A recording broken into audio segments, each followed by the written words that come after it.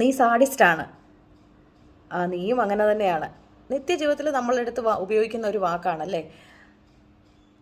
ഏതെങ്കിലും ഒരു ഘടകം ഒന്നുകൊണ്ട് മാത്രം അല്ലെങ്കിൽ ഒരു കുറവ് കൊണ്ട് മാത്രം ഒരാളെ സാഡിസ്റ്റ് എന്ന് നമുക്ക് വിളിക്കാൻ പറ്റില്ല. സാഡിസം എന്ന വാക്കിന് ഒരുപാട് വ്യാപ്തിയുള്ള ഒരു അർത്ഥം ആണ്, അവസ്ഥയാണ്.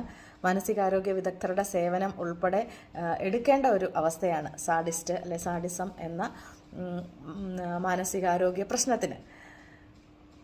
ഇത്തരക്കാർ സൊസൈറ്റിയിൽ അങ്ങനെ മറ്റുള്ള ആളുകളുമായിട്ട് ഒരാത്മബന്ധമൊന്നും ഉള്ളവരായിരിക്കില്ല.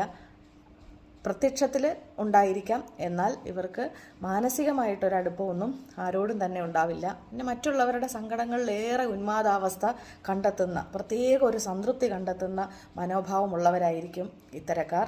കുട്ടികളെന്നോ മുതിർന്നവരെന്നോ ഒന്നും ഇവർക്കൊരു സഹാനുഭൂതിയോ സന്തോഷമോ ഒന്നും അവരിൽ നിന്നൊന്നും എടുക്കാനായിട്ട് സാധിക്കാത്ത മനോവിചാരമുള്ളവരായിരിക്കും ഇത്തരക്കാർ. ഒരുപാട് ലക്ഷണങ്ങൾ സാഡിസം എന്ന ഒരവസ്ഥയ്ക്ക് ഉണ്ട്. അപ്പോൾ അത് ഐഡൻറ്റിഫൈ ചെയ്യണമെങ്കിലും ധാരാളം ഘടകങ്ങൾ മനസ്സിലാക്കിയതിന് ശേഷമാണ് ഈ ഒരു അവസ്ഥയെ നമുക്ക് മനസ്സിലാക്കി അവർക്ക് മാനസികാരോഗ്യ പിന്തുണ നൽകേണ്ടത്.